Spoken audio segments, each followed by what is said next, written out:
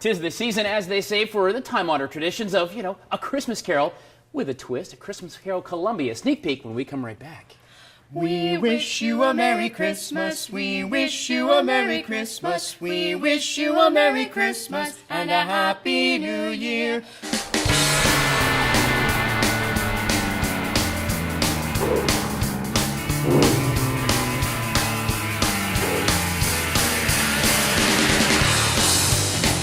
Well, Brett, actually, it's kind of a cool morning this morning. We're going to trot the boards. A cool morning this morning. Trotting the boards at Town Theater, which I just learned is the oldest theater in the area, still operating in the original building. Did I get that right? In the country. Yes. I'd say still operating in the original. In the country. Yes. James Kirk, you are author, actor. Your resume goes on and on and on. But today we're talking about a play that you wrote that will be actually performed on this very stage on Sunday, A Christmas Carol, Columbia. Well, I did have some help. Mr. Dickens provided a wonderful, wonderful resource, wonderful right? book. Yes, Indeed. And this is something that's been done within a year after the book was published. Right. People were performing the show on stage. And everyone, I mean, it's such a great, it's a timeless tale. They have, re-movies and all kinds of different movies. Bill Murray was in a version of Scrooged as well. Who was your favorite Scrooge, by the way? Albert Finney from the musical Scrooge in the Really? George C. Scott for me. George C. Scott? Yeah. But let's talk about you. What is the difference here? What are folks going to understand or see when they come in and watch this particular performance, written, tweaked, I guess, by you? Well, we took the Scrooge, the Christmas Carol story, and instead of staging it like it's normally staged, Trust Us has does a great version every year. Sure, of course. We wanted to take a different take on telling that story, and so with the Christmas Carol Columbia, it's set in 1946. Okay. And it is a group of musicians and actors who are putting on a live radio broadcast of A Christmas Carol. Now, kids, back in the day, families used to sit around the old squawk box and they would listen like the television, so that's kind of where that comes from. That's right. And so what happens to the actors then? And then the actors who attempt to do the show, and we stay very faithful to the original Christmas Carol text, but there are challenges on stage that the actors and musicians have to overcome. Not everyone is completely competent, and there are some unexpected interruptions, but... much like a live television broadcast. Yes, exactly. Fair enough. And I think that's the spirit that we wanted to capture. Cool. The spirit of improvisation, spirit of kind of a whimsical approach to Christmas Carol story. Christmas Carol Columbia, it actually is going to be on this very stage Sunday at 3 o'clock. This morning, we're going to meet the director as well as see some of the performances, a little sneak peek, if you will, of the performances you're going to see on Sunday, 3 o'clock with the Christmas Carol Columbia, written by Charles Dickens. And, of course, James Kirk. And, yes, that's his real name as well. Britt, we're going to go back here live at the Town Theater in downtown Columbia. Back to you. The ghost of Christmas past. Who else could you be? But which is it? Recent past or long past? Your past. What business have you with me? Do you owe me money?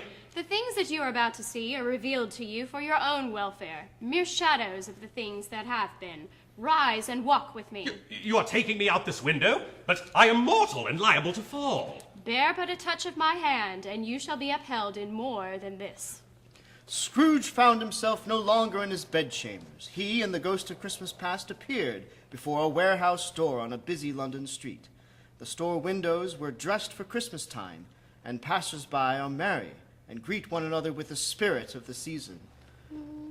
It came upon a midnight clear, that glorious song of old, from angels bending near the earth to touch their harps of gold.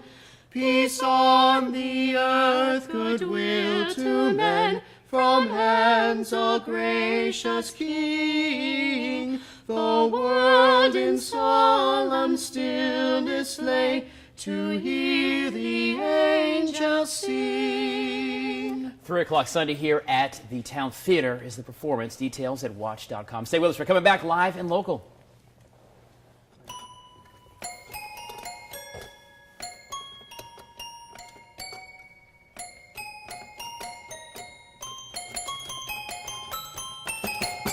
It was supposed to be Axel F, all right? It didn't work out that way. Well, we are live and local this morning. Ms. Lauren here at the Town Theater on the set of A Christmas Carol, Columbia, written, of course, by Charles Dickens, but then readapted by James Kirk and Frank Thompson. You are the director this cast, this merry cast. Of That's musical what they fun tell and show. me. That's what they say, right?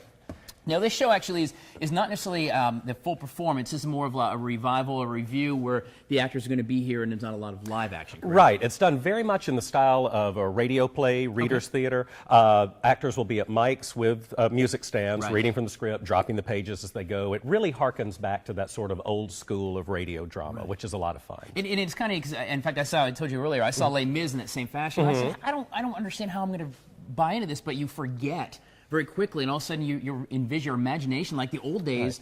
Your brain starts forgetting that. I think the economics of today drive that a lot. A lot of theaters are looking for entertainment options that they can offer at perhaps a lower cost or more affordability to the audience. And I think you'll see a lot more concert versions and readings of things as the economy improves. Now, as someone who's directed, the traditional stage performances as well, what's the difference in your mind to make sure that the performance resonates when you've got actors at music stands, with, of course, the fancy sound effects and things? I think it goes back to so much of what we learned as young actors, or should be learning as young actors, using the voice, using the face, using the actor's tools to really tell the story.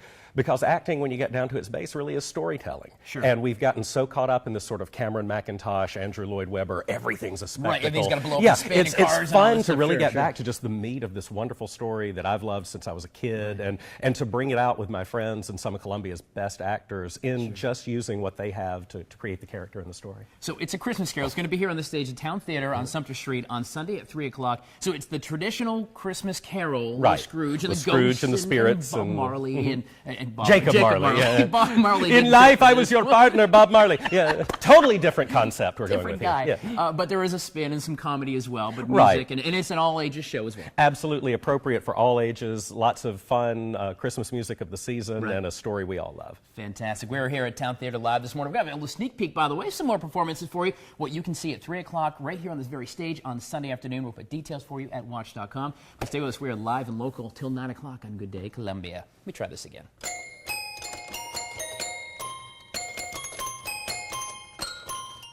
Well, guys, all morning long we've been on the set of A Christmas Carol, Columbia, written by Mr. James Kirk and, of course, Charles Dickens. And there's that other co-author.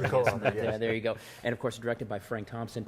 And so this morning, one of my favorite scenes in A Christmas Carol, and probably the scariest, most eerie scene, is the initial ghost confrontation between Scrooge and his former partner. One of the scariest parts. It's freaky. And when you write and direct the show, you get to play those parts. It's wonderful. Would you go ahead and indulge me? Sure. Performance right here, Sunday, 3 o'clock on this very stage. Check this out, guys. Christmas Carol. Hello. Who are you? Ask me who I was. Well, who were you then? In life, I was your partner, Jacob Marley. Impossible. You don't believe in me. I don't. You've been dead 7 years this very night. What evidence do you have of my reality beyond that of your senses? I don't know. Why do you doubt your senses? Because a little thing affects them. A slight disorder of the stomach makes them cheats. You may be an undigested bit of beef, a blot of mustard, a crumb of cheese, a fragment of underdone potato. There's more of gravy than of grave about you, whatever you are. You see this toothpick? I do, You are not looking at it? but I see it notwithstanding. Well, I have to but swallow this, and for the rest of my days be persecuted by a legion of goblins, all of my own creation. Humbug, I tell you! Humbug! Mercy! Mercy, dreadful apparition, why do you trouble me? Do you believe in me or not? I do, I must, but why do spirits walk the earth, and why do they come to me? It is required of every man that he should walk among his fellow men, and travel far and wide. If that spirit goes not forth in life, it is condemned to do so after death. It is doomed to wander through the world. Oh, woe is me, and witness what it cannot share. Compassion, charity, happiness, and love. You are fettered, Jacob. Tell me why. I wear the chain I forged in life. Love it. That first interaction. Very cool. Christmas Carol, Columbia style, adapted by James Kirk. Here, a little comedy, a little fun, very traditional, a lot of music, family-friendly show, Sunday, 3 o'clock right here at the Town Theater on Sumter Street. How much are tickets? $10. $10. And you get punch and cookies. Punch and cookies. Punch and cookies. Punch and $10. cookies. A classic show right here, guys. Details at watch.com. Stay with us. Good Day Columbia is live and local till 9 o'clock.